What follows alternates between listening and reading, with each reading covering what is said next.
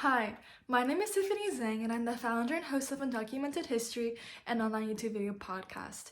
In today's episode, episode 6, I will be speaking with Tackey Chan, one of the first Asian Americans elected to the Massachusetts House of Representatives. Voting is important. No one should be forgotten, and voting ensures that you will not be forgotten and that your voice will be heard.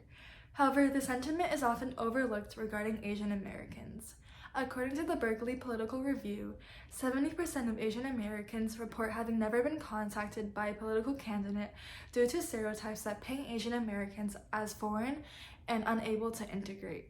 This results in feelings of alienation and, as a result, lower voter turnout. Fortunately, this is changing. In the 2020 election, Asian voter turnout jumped 84%, and they proved important for Joe Biden's election.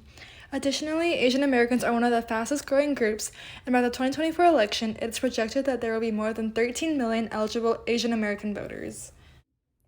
Hopefully, in the future, we can have more Asian American representation in the political office as well.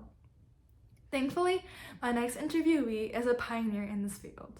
In this interview, I will be speaking with Representative Chan about why East Asians aren't seen as natural leaders, underrepresentation of Asians in political office, the mental health crisis, and the role that Asian Americans and Gen Z will play in the 2024 election. Here is my conversation with him. Hi, everyone, and welcome to Undocumented History, an online video podcast focused on educating others about Asian culture and history while also amplifying Asian voices and stories. I'm Tiffany Zhang, your host, and today we have a very special guest, Tackey Chan. Representative Chan was one of the first Asian Americans elected to the Massachusetts House of Representatives and serves the 2nd Norfolk District. Additionally, he serves as chair of the Joint Committee on Consumer Protection and Professional Licensure and as an appointee to the Massachusetts Asian American Commission. Representative Chan, thank you so much for being here today and taking the time to join me. Before we start, is there anything else that you want to add regarding to what you do and who you are? Well, thank you for having me here, Tiffany. Great opportunity in a new technology world to talk here from Quincy, Massachusetts, down to Houston. And it's good chance for some candid conversation with you about things you think are important, even though we're from different parts of the country. There's some commonalities in interests and upbringing that we can talk about. So I guess my first question is kind of one to just like establish background information. So I guess like how has your racial identity kind of impacted or shaped your political career? Well, going back to my very young days when I was a state staffer, back in 1995, I showed up in the State House as an intern and working in the state Senate 11 months later in 95, so November. There was only two Asian staffers, actually two Chinese staffers, much less Asian staffers, in the state Senate, me and a guy named Leverett Wing in the business office. And I can happily say today that the State House has been more welcome to a lot more diversity of many people from different backgrounds, including more different Asian Americans, whether it be Chinese or Cambodian or Vietnamese or South Asian Indians or any number of different folks, right? And those early days of being there as a staffer, just being there, I didn't realize how much influence I had by providing a different perspective, not just because of my ethnicity, but also how I grew up in Quincy. And in Quincy, we're one of the few early families that came to Quincy, not the earliest, but one of the early ones. And there was nobody else that looked like me in the neighborhood. And, there was some level of tension about somebody different showing up. Let's be very polite about this. So I've lived with the idea that I don't fit in and pretty much accepted that. And, as I like to remind folks, why do I do things to give marginalized groups a chance to speak? Because I'm one of those folks that understand what it's like to be forgotten. So as part of my advocacy work before I got elected, part of me staffing, part of me doing different boards and commissions over the course of my lifetime, I always find it's very important that, people who are marginalized should get a say and nobody should ever be forgotten in the conversation. Because I know what it's like to feel like to be forgotten. And it does still happen every so often, even as an elected official. Mm-hmm. I guess part of being an Asian American, I feel like I kind of see a like lack of representation of Asians in elected office. Like, even though Asians are the fastest growing demographic, I guess, like, why do you think it is that Asians are underrepresented in the political office? It varies from state to state. For example, Hawaii, by nature being Hawaii, has an enormous amount of AAPI elected there. California, Washington State, Oregon, they have up to 5 generations of different Asian groups, particularly Chinese, Japanese, Koreans, and Indian. But once you get to like the Northeast, yeah, Chinese have been in the Northeast for a long time, but they never quite coalesced. Largely because of the size of the community. When half of the AIP community lives basically on the West Coast, you can see how the dispersion is very different in locations. The second issue is migration, right? The immigration, migration of folks, whether they immigrate in or they move around the US, migrate around, doesn't always allow to create cohesive communities. And different immigration periods when people come influences who they are. So, for example, we talked a little bit earlier before we started about your family's immigration when your parents came down, and it's my family came in the '60s. Yours is about 20 odd years ago, so they would never have met, for lack of a better term. And also we have different life experiences, right? And coming out of Hong Kong in the '60s, essentially still suffering the consequences of World War II is very different from someone coming from Beijing, for example, in the late 1990s. Very different planet of their stories. On the other side, you do have groups such as refugees. We have a large Cambodian and we have a large Vietnamese population that does come as a unit. For whatever number of different reasons, they end up showing up as a cohesive community, many of them coming from similar geographic locations of their home countries as refugees. And you're going to see probably the same thing with the Afghans, and now we're seeing Haitians today, and we also have Ukrainians. So the challenge has always been a couple of things about elected office. One, you got to want to do it. Most elected positions do not pay well. It's just a fact. Massachusetts is one of the few legislatures where I can actually be a full-time legislator.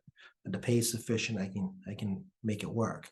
But if you're a board of selectmen or a city councilor, the pay is nominal or doesn't exist. So it is a public service. You have to make a degree of sacrifice. Second issue is that you got to have a broad appeal. So one of the challenges of being Asian Americans, as we know, is you got the model minority myth. People kind of box you in thinking what you should be versus who you are. You have to overcome the fact that people need to accept you as part of the community, not the perpetual outsider. As like I say, I packed my car at Harvard Yard to get a bowl of chowder. I mean, you can't get more native Boston than that. And then, also you got to be willing to not be afraid to lose. This is one of those things that are very challenging because I know that some immigrant families, doesn't matter where you are from the world, are often in survival mode. And they have to hold on to everything they have. And, my parents were immigrants who came with nothing. So holding on to everything they have is very important. So losing is not an acceptable option. So if you don't try to run for office because you only want to win, then you really shouldn't run for office because you can't be afraid to lose. So yeah, these are kind of only 3 factors. There are many others, but I'm just kind of highlighting some of those. I hope some of your audience listening can relate to what I'm saying. Yeah, going back to the model minority myth and like the other things that you talked about, I feel like some Asian, like kind of like an idea or notion surrounding Asian Americans is that they will always be like seen as foreign and unable to assimilate. And I think that kind of relates to what you were saying about the broader appeal, because I guess if someone sees like an Asian running for office, they might think that like the Asian is like, I guess, like not American enough or like kind of like foreign and like unable to assimilate. So I guess like that's might also be part of a reason. But also like compared to other groups, Asian Americans also have lower political participation. And I guess like how can we raise these numbers, and like what role do you think Asian Americans and Gen Z will play in the 2024 election, not just in voting, but also as part of the debate? Well, there's a lot to unpack in that question, right? So I actually never used the word assimilation. I always use the word integration. Integration. I'll use a quick anecdote from Norman Mineta. Norman Mineta was a mayor, a congressman, became the first Asian American secretary under Bill Clinton, commerce, and became secretary under George W. Bush in transportation, actually oversaw the transportation system in 9/11 regarding the airplanes and trains and all the security associated with it. So Norman Mineta made this very interesting comment. He didn't like the word assimilation because he thinks America's more like a quilt. Everybody adds to the quilt. You don't give up your uniqueness. You just add to the fabric to make it stronger. And so that's why I've always moved away from the word assimilation and talk about more integration. We're more like a country of a quilt. Every person added makes it stronger, but you don't give up who you are. And none of us should ever be asked to give up who we are. Asian American participation is largely undercounted. I always bring up the fact that during Barack Obama's second term of office, the second biggest demographic that voted for Barack Obama was Asians. It was the African American community, the Asian community, and there was the Latino community. And that little statistic's lost on people. That the Asian American community was a huge, powerful force behind Barack Obama's second election. And like any people, I mean, we will change our minds. We have different thoughts. As we grow older, we have different ways of looking at the world, and voting patterns will follow that. People are not static. You should not expect someone voting at age 22 to have the same opinion voting at age 52, right? That's how people are. But I think one thing that really needs to be emphasized is that, as I said earlier, no one should be forgotten. And voting is a way to ensure that you're not forgotten. I don't know who you vote for, but I do know you vote because the voting rolls are public record. So we're able to at least, know you're a participant. And I think some people have this notion that it really doesn't matter, or they don't trust the government because, we keep records of what you've been doing at the voting booth, which is not true. The history of this country from day one has always been the sanctity of the ballot for people to not have to disclose who they vote for. No one should have to, and no way should be found out. And then, it's also participation. You want to actually learn about what's going around you so you can form hopefully a good opinion to make a decision that makes sense for you, but also makes sense for the larger community. And but in this coming election in 2024, it's going to be a very visceral election again. Doesn't matter who the candidates are because this country has gotten very visceral with each other. Apparently, good manners have gone out the door very quickly. And the younger voters catapulted Barack Obama into his election. And they also catapulted Bill Clinton, if you want to go far back in time, by his ability to expand his appeal, not just in personality, but also conversation that resonates with those younger generations. Barack Obama depended on what we call today millennials. But, Gen Z, is it called Gen Z? I can't keep track of this. Gen Z and then Gen Alpha after Gen Z. Who picks these things? Honestly, I have no idea. I just know that the generation you're in is my same generation as my nephews, and the generation that grew up with a cell phone throughout their lifetime. I'm old enough to be pre-cell phones. So, the participating engagement, I think, is going to be very important in 2024, particularly from this demographic, because they're more aware, more engaged, and have a stronger thought on the matter, especially after BLM, after fighting Asian hate, looking at the state of the current economy and the changing workforce, and also living through a very tough time period during COVID, not being able to have proper social engagement, particularly in, I considered, people who are between the ages of actually K through, 12, K through college. I mean, socialization in school is very important for social development for all people, especially for children. So I think, a lot of that's going to form, and I think it's going to be very important to get out. Now, I also do ask that people don't just vote for presidential elections. You should also vote for your local elections as well. And you should be pressured into voting. I don't like it when people feel like they've been pressured into it. It's always good to ask. It's good to be polite. I was taught in politics very early, you got to ask for the vote. And as an elected official now, I just not ask for your vote, but I ask you do vote. And I think that needs to be done too. It's amazing how saying please and thank you go a long way in the world. I think it'll especially be interesting in the 2024 election because, like, in the 2024 election, I think it's like estimated that approximately 30 million Gen Z will be eligible to vote in the next election. And also, I think I heard that Gen Z has a higher voter turnout than Gen X and, and millennials did in their generations, and like compared to their generation's first midterm election. So I think it'll be very interesting to see how they impact the 2024 election. But also, I guess like going back to like the Asian side of this interview, violence against Asians or Asian hate is not new. I guess like can you talk about your experience with Asian hate in your life, and if so, if like you've ever had that experience, how have you dealt with it? Well, as I alluded to earlier, I mean, I grew up in a neighborhood where nobody looked like me. And, my house got egged as a child. I mean, the house was egged. People stole and destroyed Christmas lights.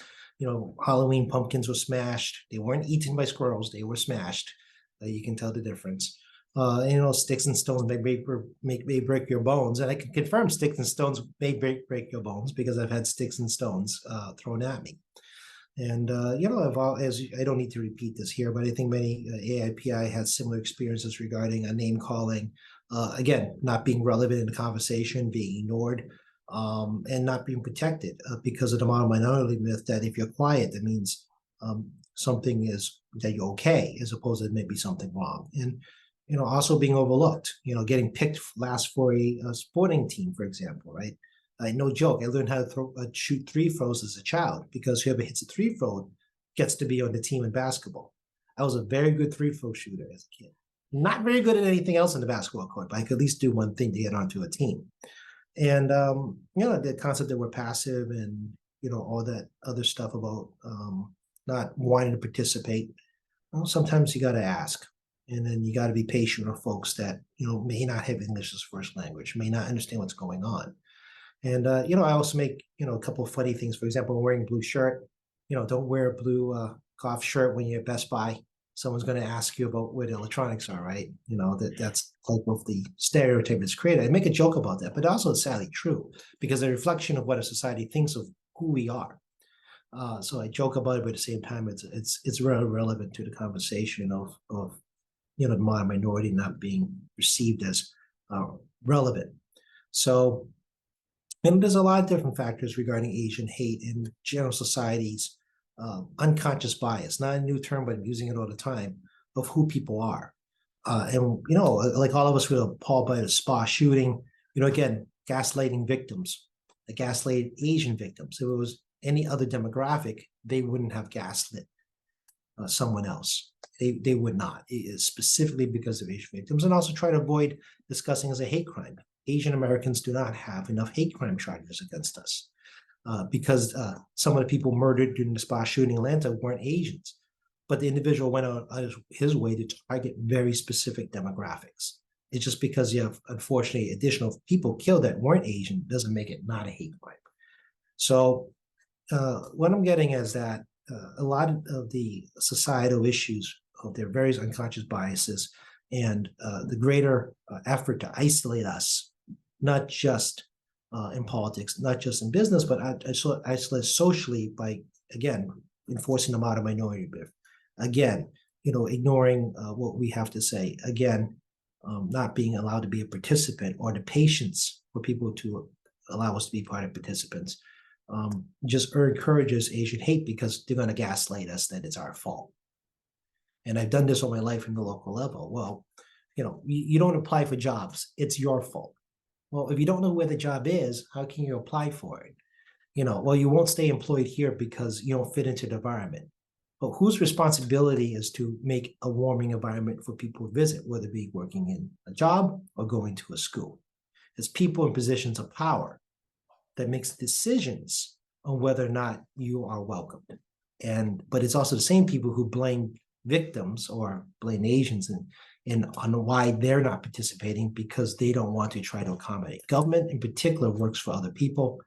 I believe that government should go to the people. I believe the government should constantly evolve to reflect the people they serve. Yeah, I think going back to the model minority myth that you were talking about and like the broad appeal that we were talking about in the first question of why Asian Americans are underrepresented in public office, I think part of like the myth surrounding Asians is also, as you said before, they're very quiet and like don't speak up. And I guess that also correlates to like the broader appeal because like since Asians are seen as more quiet and like more like head down, they aren't seen as like natural leaders, I guess. And also, I've heard What's a natural leader, right? That's a good question, right? like, What is really a natural leader? You hit a very good point right there, because how do you define it, right? And very few people are Alexander the Great, right? Very people George Washington and Abraham Lincoln, right? Those are the far and few between. And even then, if you look at their histories, they weren't natural leaders to start with, mhm, right? Yeah. So I think that's a interesting question. Are leaders born or are they developed? mhm, I'm going to argue they're developed. mhm, They're not born. mhm. Yeah, I agree with you actually. But as I was saying, like Asian Americans are seen as more quiet, which as you said before, like it like must mean that they're fine and okay. But like I think I saw this report that said like out of all like the racial groups, Asian Americans like reported the least like mental like health issues. And it's not because that like Asians suffer less mental health issues, it's because that they're kind of I guess like not like taught, but like they're I guess like more like taught to be quiet in a sense, even though like taught is like a lack for a better word.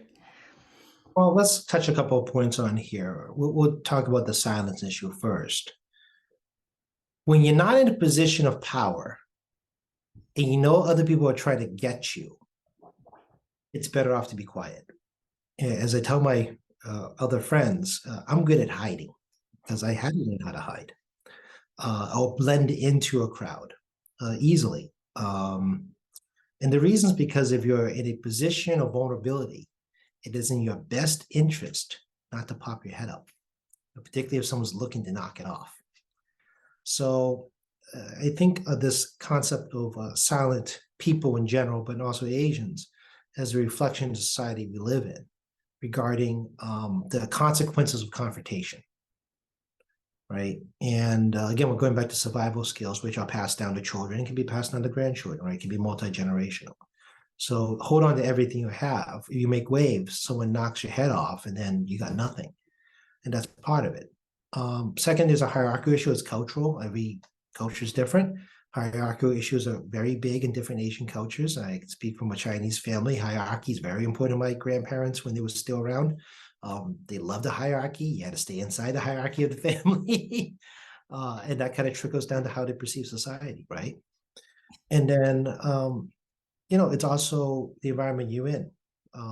People generally, as a rule, don't come in and barge into an environment. They figure out what the environment is and make a decision whether or not they fit in the environment or not and try to find a location for it, right? If you ever, like myself, in a situation where you're surrounded by everyone doesn't look like you and you know that this could be problematic if you cause trouble, you're going to adopt a position that reduces the possibility. However, my name is Tackey. And I've never once was tempted to ever change my name. And I say that's pretty important because my name is Tackey, for God's sakes. I mean, Tackey. It's not like you can't do things with that name. And relatively fortunate that, that was never the first thing people went after on me. But, it was very important to maintain my identity that was given to me by my parents and my grandparents, and to hold that, dear to who I am. The second issue you brought was mental health, and this is a real crisis in my mind. You have the natural stigmatization of mental health in general in society. Then you have people from different cultures who don't believe mental health is an issue at all. It's a character issue, not a mental health issue. And then the lack of understanding about mental health from the greater community of an underserved resource, right? Uh, just because you're quiet doesn't mean things are okay. Generally, it means the opposite for many people. Something's not going on here. But because, again, the model minority that is imposed on us, imposed, not created by us, imposed on us, how they treat us, so to speak, people in authority, we end up adopting because there's no other option available. So if no one puts their hand out to help you, why would you ever put your hand out to reach? So if there's no hand out to help, why would my hand ever be extended? If that's hopefully the analogy makes some sense. So up here in Massachusetts, Massachusetts, we do a lot of things with mental health here. We allocated funding for mental health programs, particularly during the COVID crises. The House Asian Caucus, as other people of color up here too. The Black Latino Caucus has heavily advocated for greater cultural competency and also greater hiring of other people of color. Same thing in the education system. We made the hard push to include not just people of color, but also refugees and immigrants as part of a hiring for teachers, to make that strong push to expand the hiring process on that front. And we do have some tuition reimbursement for people that pursue the mental health careers. Get educated in mental health, and then we'll provide you some tuition reimbursement from the state. These are all pilot programs going on. And right now, my office, as of we're doing this on September 13th, is still waiting for information from a study that was performed by both the Baker, now the Healy administration, on the status of mental health of various people of color. And we hope that we're able to get this report, and then when we go to the next budget funding cycle, make a stronger argument to get more funding to marginalized communities, including AAPI, and also try to, again, extend more funding to encourage people to enter the mental health field, particularly if they're bilingual or trilingual, we're lucky, and have some level of cultural competency. Yeah. And I guess like going off of that mental health kind of branch, I saw a recent interview on AM Quincy and you mentioned the fireplace as therapeutic. As you said before, like given the mental health crisis among the youth is rampant, like I guess like what do you suggest that Gen Z/youth can do that is therapeutic? Turn off your phones. I mean, people, when I finally got to travel again, I thought people was the best part. The airplane, no one can call me, right? Sometimes a little bit of alone time is very important, and most people don't realize that I'm not a real people person. I do like my alone time. So, it gives you a chance to gather thoughts, to refresh, to get your opinions. I know this is a world that keeps hitting you constantly with information, whether you realize or not, but you need a moment to yourself to gather your own thoughts and center your own emotions. Now, people recommend meditation and Tai Chi. I've never quite got into meditation and Tai Chi. I'll be perfectly honest. It's not like I haven't tried, but I personally found, some degree of personal time, just for me, to only worry about me, not worry about anybody else, to be able to disconnect from the world, not looking at YouTube or any social media or emails or text messages for a while. Is a great thing. You get to sit with your own thoughts to digest the world around you. The fire pit was fun because we never had a fire pit. My mother suggested it. It turned out cleaning up your yard and burning it was therapeutic during COVID. It was just like a weird release, to get a fire going for a few hours, and then it became a social event for us during COVID, where we set up the TV trays, 15 feet apart from each other around a fire pit, and have our masks on, and either do takeout or someone make something, and enjoyed outdoors when we were still advised to be outdoors. And I also watched a lot of YouTube in terms of funny, fluffy pets. Mhm. Yeah, it's suddenly cat videos became important during COVID. Uh, uh, Definitely. yeah, I got into this Korean Samoan dog. The two YouTubes called Mocha Milk, and Mm. it's watching this Samoan and this Pomeranian and this Korean family and their interesting adventures. And we went to a dog show and finally got to hug a Samoan. It is like hugging a stuffed animal, and it Oh. sheds a lot. And they wore a black suit, so I had a fur coat when I left, I think. Yeah. But I'll have to check that out. So I feel like we had a very interesting conversation today. Representative Chan, thank you so much for coming on and speaking with me. And thank you so much to everyone at home watching, and I will see everyone next time. Bye. bye.